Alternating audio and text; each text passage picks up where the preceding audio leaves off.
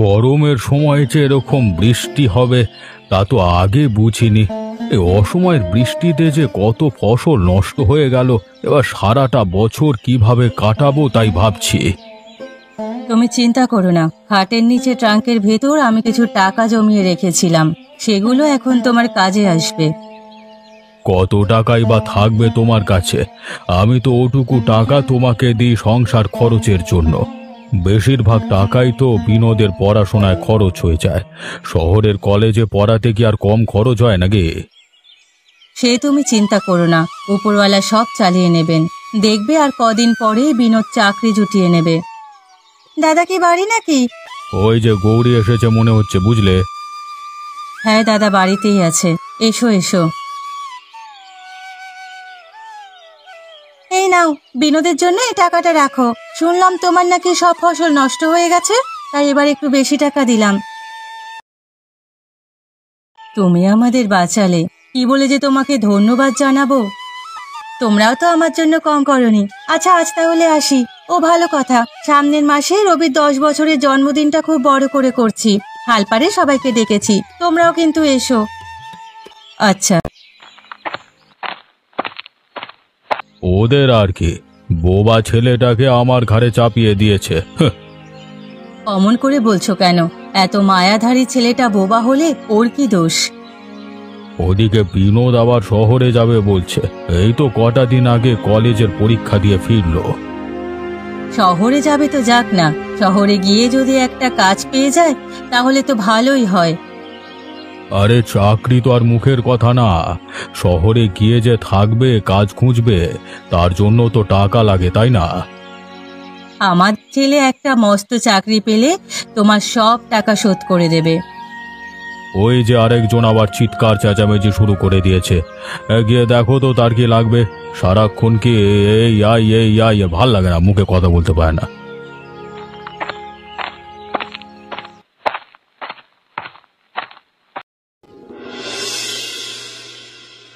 বাবা আমি শহরে যাব, শহরে পড়াশোনা করলাম, এবার একটা চাকরিও তো করতে হবে। চাকরির কোনো খবর আছে নাকি? আমার এক বন্ধু ওর অফিসে কথা বলে রেখেছে, গিয়ে ইন্টারভিউ দিতে হবে, তারপরে মনে হয় কাজটা হয়ে যাবে। আর যদি না হয় তখন? শহরে কি আর কাজের অভাব নাকি? একটা না হলে অন্য কাজ খুঁজে নেব। ঠিক আছে, তুমি যখন ঠিক করে নিয়েছো তাহলে যেও। বাবা আমার কিছু টাকা লাগবে।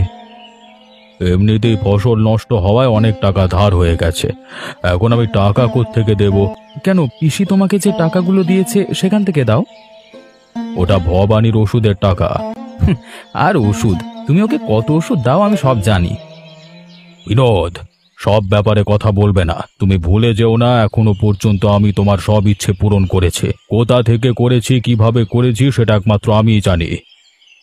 রাগ করছো কেন বাবা? আমি চাকরি পেলে তোমাকে আর কোনো চিন্তাই করতে হবে না। আমি আগে তোমাকে একটা পাকা বাড়ি বানিয়ে দেব। সে তো আমি জানি, তুমি হলে আমার হীরের টুকরো ছেলে। এই নাও, এখানে 1000-5 টাকা আছে, আপাতত এটা দিয়ে কাজ চালাও। এটাই অনেক। একবার আমি চাকরিটা পেয়ে যাই, দেখবে তোমার আর কোনো কষ্ট থাকবে না। সে তো আমি জানি। আমি মাঠের দিকে যাচ্ছি, কেমন? মায়ের শরীরটা ভালো নেই, জ্বর হয়েছে। ভবানীকে বলবে বাসনপত্র সব পরিষ্কার করে রান্না বান্না সব যেন করে রাখে। সে কি, মায়ের জ্বর? আমি এক্ষুনি মায়ের কাছে যাচ্ছি, কপালে জলপুটি দিলেই ঠিক হয়ে যাবে। হ্যাঁ হ্যাঁ, যাও, মায়ের কাছে গিয়ে বসো, যাও।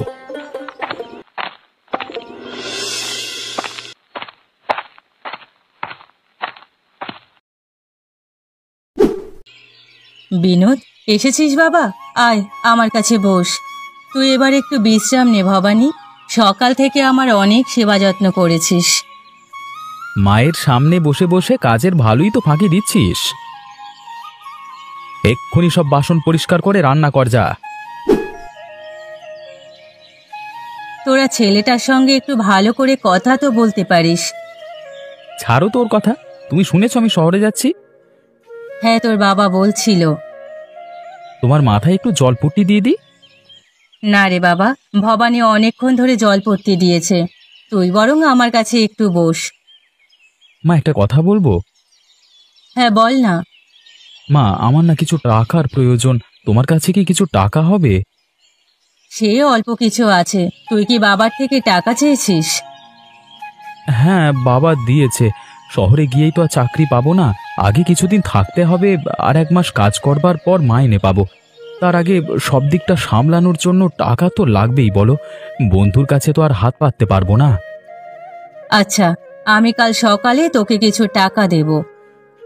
ঠিক আছে, আমি একটু বেরোচ্ছি। হ্যাঁ ভবানী, কাজ সেরে মায়ের পাশে এসে বসবি। আমি বের হলাম, কেমন?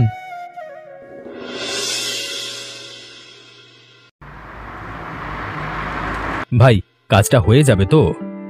আরে হ্যাঁ রে, আমি তো চেষ্টা করছি রে বাবা। আচ্ছা, চাকরি পেলে তোর বাবা মাকে এখানে নিয়ে আসবি তো নাকি? না না, বাবা মা এখানে এসে কি করবে? আর তাছাড়া এই বোবা ভবানী আছে না, ওকে ছেড়ে তো বাবা মা কোথাও যেতে পারে না। হ্যাঁ, এই এক ঝামেলা। এবার চাকরিটা পাই, আমি আর গ্রামে যাবই না, এখানেই থেকে যাব। তাহলে তো ভালোই হয়। আচ্ছা, তুই যে শহরে পড়াশোনার নাম করে টাকা নিতিস, অথচ এখানে পড়াশোনাই করিস নি, সেটা তোর বাড়িতে এখনো কেউ বোঝেনি, তাই না? কি করে বুঝবে? আরে আমার বাড়িতে কেউই তো পড়াশোনা জানে না। আমি যদি পড়াশোনার নাম করে শহরে না আসতাম, তাহলে কি আমার তোর সঙ্গে পরিচয় হতো বল? হ্যাঁ, সেও ঠিক। তবে তোর ইন্টারভিউ এর আগে জাল সার্টিফিকেটগুলো জমা দিতে হবে। তার জন্য তো কিছু 1000 টাকা লাগবে। তুই বানাতে দে না, টাকা পেয়ে যাবি। আচ্ছা চল চল, এবার রাতে রান্না করি। আবার রান্নার ঝামেলা কেন? আমার কাছে টাকা আছে, এই নে, সামনের দোকান থেকে বিরিয়ানি, চিকেন চাপ আর একটু ঠান্ডা নিয়ে আয়। এত জন্মদিন নাকি রে আজকে? হ্যাঁ, চাকরি পেলে তো রোজ জন্মদিন হবে ভাই। বাড়িতেও তো টাকা পাঠাতে হবে রে, কাকুরও তো বয়স হচ্ছে। ও বাবার ব্যাপার, বাবা বুঝবে। আমি এমনি এমনি শহরে আসবার জেদ ধরেছিলাম নাকি? হ্যাঁ, এর এখানে থেকে নিজের অন্য একটা জমি কিনবো, তারপর বাড়ি করবো। আরে আমারও তো একটা ভবিষ্যৎ আছে নাকি? তাও ঠিক। চল চল, খাবারটা কিনে নিয়ে আসি। তুই জানা, আজকে অনেক হাঁটাহাঁটি হয়েছে, আর ইচ্ছে করছে না। ঠিক আছে ঠিক আছে ঠিক আছে।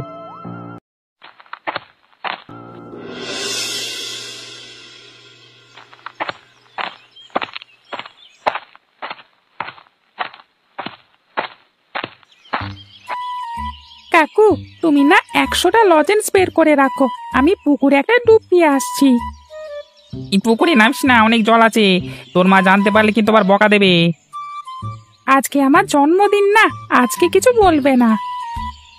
ও, সেই জন্য এত লজেন্স নিচ্ছিস? ঠিক আছে, যা, আমি বের করে রাখছি।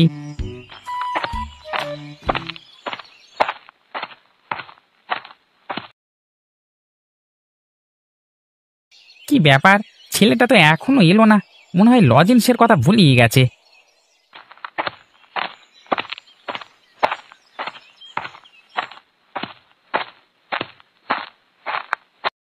নিতাইদা, রবি কি এখানে এসেছিল? অনেকক্ষণ আগে লজেন্স কিনবে বলে বাড়ি থেকে বেরিয়েছে, এখনো বাড়ি ফেরেনি।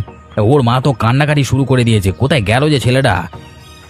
হ্যাঁ হ্যাঁ, ও তো অনেকক্ষণ আগে আমার দোকানে এসে বললো তুমি 100টা লজেন্স বের করে রাখো, আমি এক্ষুনি আসছি। তারপরে অবশ্য তারপরে কি? না মানে, তারপরে দেখলাম পুকুরের দিকে এগিয়ে গেল। আমি তাই ভাবছিলাম যে এতক্ষণ তো হয়ে গেল, এখনো তো লজেন্স নিতে আসলো না।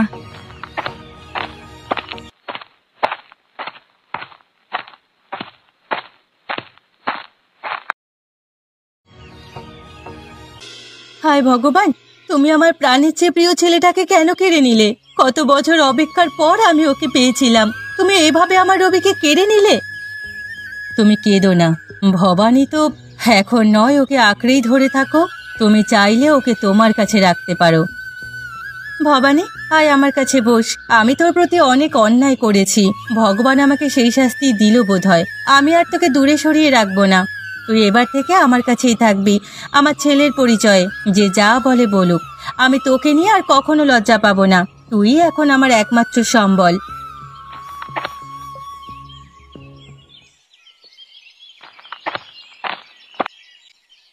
তোমার কি কোনো কাণ্ডজ্ঞান নাই নাকি? কাজলকে কি বলছিলে? বলছিলাম ভবানীকে নিজের কাছে রাখতে কেন? আমি কি এটা বলে কোনো ভুল করলাম? তুমি জানো না ভবানীকে নিয়ে গেলে আমাদের কত সমস্যা হবে? এখন আগে কাজলের কথা ভাবতে হবে। আমাদের কাছে তো বিনোদ আছে, আর বিনোদ তো শহরে গেছে। কদিন পর থেকে নিশ্চয়ই আমাদের কাছে টাকা পয়সা পাঠাবে, তখন তো আর আমাদের কোনো সমস্যাই থাকবে না। তাছাড়া ছেলেটা এত বছর পর নিজের বাবা মার ভালোবাসা পাবে, এটাই বা কম কি? তারপর যখন জানতে পারবে ওর দেওয়া টাকাগুলো দিয়ে আমরা কি করি তখন? অবশ্য ভবানী তো কিছু বলতেই পারবে না, কিন্তু এরপর তো আর টাকাগুলো পাবো না। হাতের লোক কি পায়ে ঠেলে দিলে তুমি?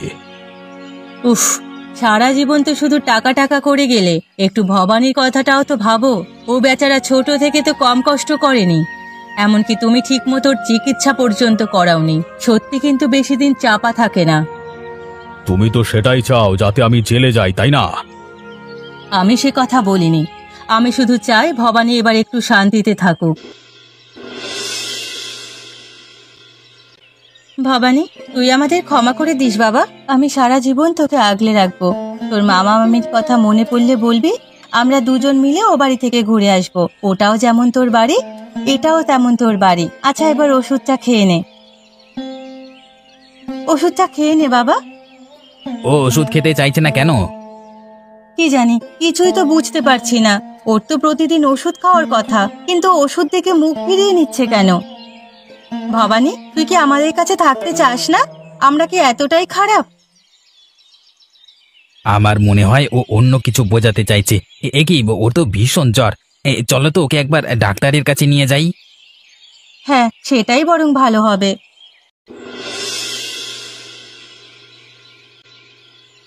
দাদা, দাদা। কি হয়েছে কাজল? ভবানী ঠিক আছে তো? তোমরা কবে থেকে ভবানীর জন্য চিন্তা করছো বলো তো?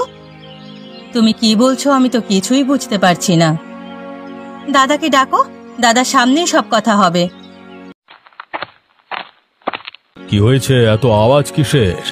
ভবানী কি কি ওষুধ খায় আমাকে বুঝিয়ে দাও। কোথায় আছে খুঁজতে হবে। আমি ডাক্তারের কাছে গেছিলাম, ভবানী কিছুতেই ওষুধ খেতে চাইছে না। তোমরা তো ওকে কোনোদিনও ওষুধ দাওনি। এখন এত দরদ কিসের? যখন বোবা ছেলে বলে আমার কাছে দিয়ে গিয়েছিলিস তখন এত ভালোবাসা কোথায় ছিল? আমি ওর জন্ম থেকে আজ পর্যন্ত প্রতি মাসে তোমাকে ওর খরচের জন্য এতগুলো করে টাকা পাঠাতাম, সেগুলো দিয়ে কি করেছো? ওর শরীরের বিভিন্ন জায়গায় দাগ। তুমি যে ওকে মারধর করতে, সেটা আমি বুঝে গেছি। তোমাকে আমি জেলে দেব। তোর এত বড় সাহস, তুই আমাকে জেলে দিবি? দেখি তুই কি করতে পারিস। যা হওয়ার হয়ে গেছে, সেসব কথা ভুলে যাও কাজল। আমি তোমার দাদার ভুলের জন্য তোমার কাছে ক্ষমা চাইছি। ক্ষমা? একটা ছেলে যে কথা বলতে পারে না, তাকে তোমরা দিনের পর দিন অত্যাচার করেছো। চিকিৎসা বন্ধ করে ওর টাকায় নিজের ছেলেকে ভালো মানুষ করেছো।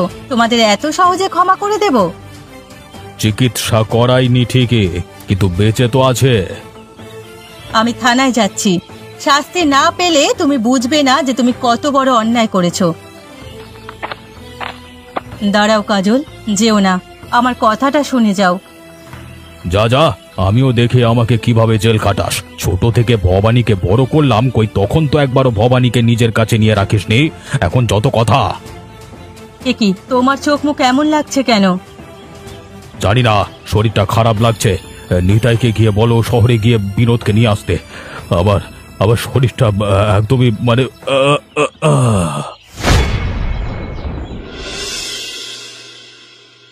এ কি নিতাই কাকা, তুমি এখানে কেন?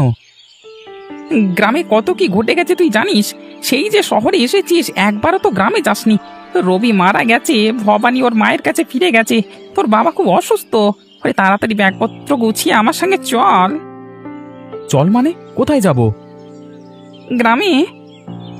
হুট করে বললি তো আর যাওয়া যায় না। কদিন পরে যাব, এখন তুমি একাই ফিরে যাও। সে কি রে, তোর বাবা অসুস্থ, তুই যাবি না? তোমরা তো আছো। সে আছি, কিন্তু তুই কেমন ছেলে রে? তোর বাবা তোর নামে কত প্রশংসা করে, আর তুই কিনা বাবার অসুস্থতার কথা শুনেও যেতে চাইছিস না। এই যাও তো এখান থেকে, এখানে আমার অনেক কাজ আছে। গ্রামের কুটকচালি নিয়ে পড়ে থাকলে হবে না। আর তাছাড়া বাবা কত ভালো আমার জানা আছে। হ্যাঁ, পিসির থেকে টাকা নিয়ে ভবানীকে মারধর করতো, আমি কি কিছু জানি না নাকি? তাহলে তুই আমার সঙ্গে যাবি না, তাই তো? না না, যাবো না, তুমি একাই চলে যাও। আমার যখন সময় হবে আমি ঘুরে আসবো, যাও।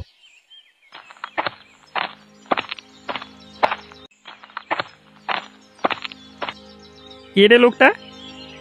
আমাদের গ্রামের এক দোকানদার। কাকু অসুস্থ, তুই যাবি না?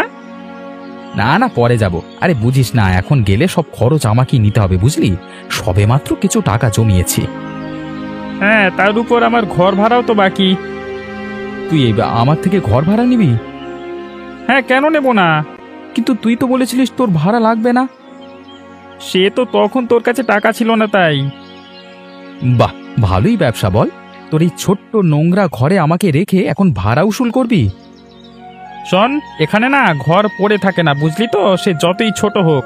আর হ্যাঁ, ভুলে যাস না, তুই কিন্তু আমার জন্য চাকরিটা পেয়েছিস, তাই আমার সাথে ঝামেলা করিস না। কি করবি তুই? আমার কাজটা কেড়ে নিবি? আমি নিজের ক্ষমতায় কাজ করছি। এখানে কাজ গেলে আমি আবার অন্য কাজ খুঁজে নেব। তোর এই জাল সার্টিফিকেট ধরা পড়ে গেলে না তোর জেল হয়ে যাবে, আমার সাথে পাঙ্গা নিস না। এখন জাল সার্টিফিকেটের বাহানায় আমার কাজটা কেড়ে নিলি, আর আমাকে জাল সার্টিফিকেটের আইডিয়া কে দিয়েছিল? হ্যাঁ, তোর মতো ফেলটুসকে কাজ খুঁজে দেওয়ার জন্য আর কোনো উপায় ছিল না তো তুই বরং গ্রামেই চলে যা।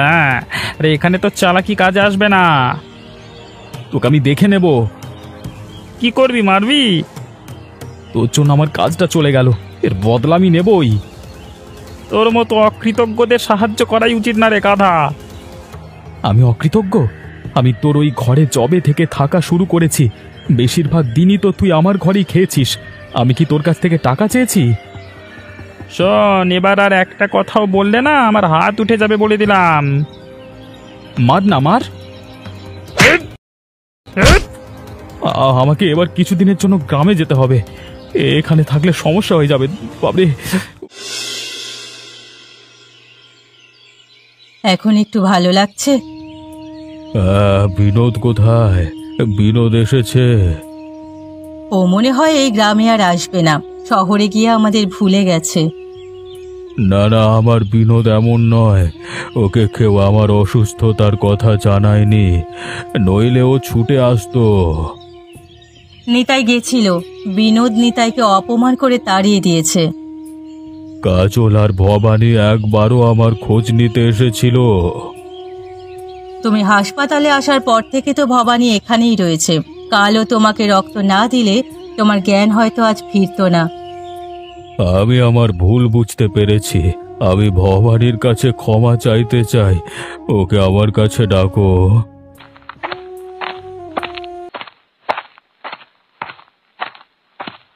আয় ভবানী, আয় আমার কাছে বস রে।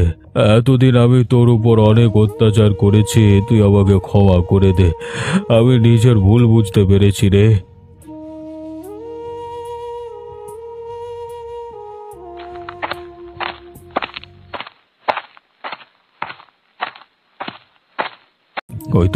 ওই তো বিনোদ এসেছে, আমি জানতাম ও ঠিক আসবে।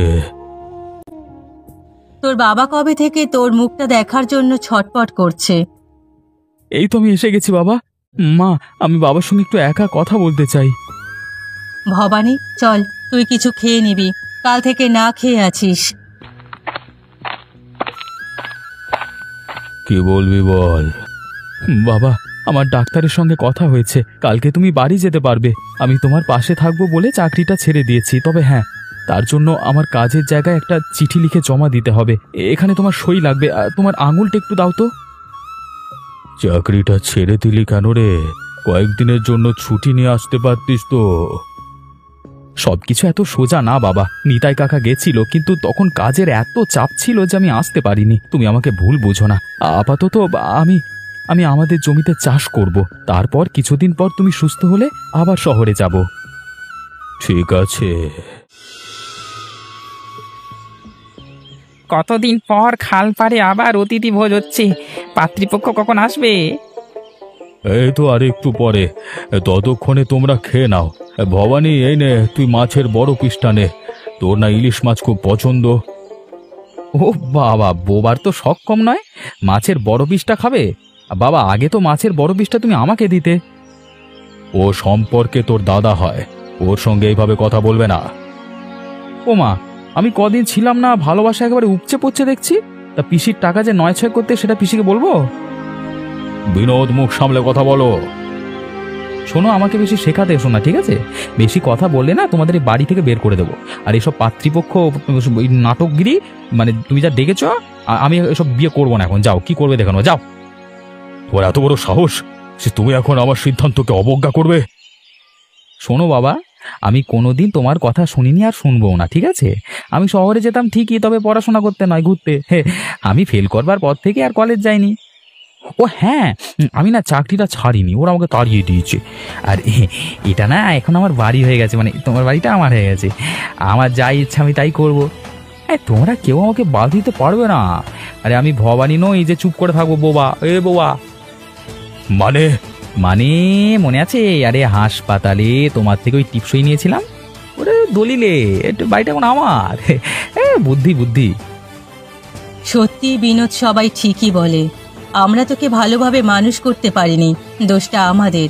সেই জন্যই তো এই বুড়ো বয়সে আমাদের নিজের বাড়ি থেকেই তাড়িয়ে দেওয়া হচ্ছে। হ্যাঁ হ্যাঁ, তোমার এই ভবানীর কাছেই যাও, যত সব দাও এদিকে।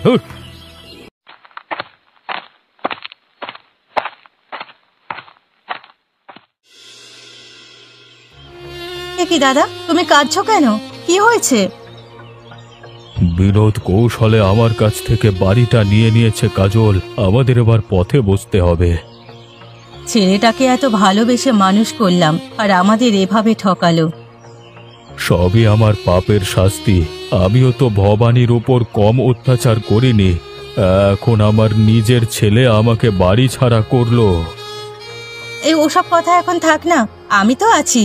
আমি থাকতে তোমরা কেন পথে বসবে? তোমরা আজ থেকে আমাদের সঙ্গে থাকবে। আমি জানি দাদা, তুমি অনেক ভুল করেছো, তবে বৌদি কিন্তু ভবানীকে মায়ের মতনই ভালোবাসা দিয়েছে। ভবানীও কিন্তু তোমাদেরকে অনেক ভালোবাসে, তুমি মন খারাপ করো না। সত্যি ভবানীর মতো ছেলে পাওয়া ভাগ্যের ব্যাপার। আর অনেক পাপ করলে বিনোদের মতো ছেলে হয়, যার প্রত্যেকটা স্বপ্ন পূরণ করবার জন্য এত কিছু করলাম। সে এভাবে আমায় নিরাশ করবে আমি কোনো দিন ভাবিনি। কষ্টে আমার বুকটা ফেটে যাচ্ছে। সবার কাছে বিনোদের নামে কত প্রশংসা করেছি, এখন সারা পাড়ার লোক আমার উপর হাসছে গো। কি আর করবে বলো? আমাদের এই জন্মের পাপের শাস্তি ভগবান আমাদের এই জন্মেই দিয়ে দেয়। তোমরা ঘরে এসো।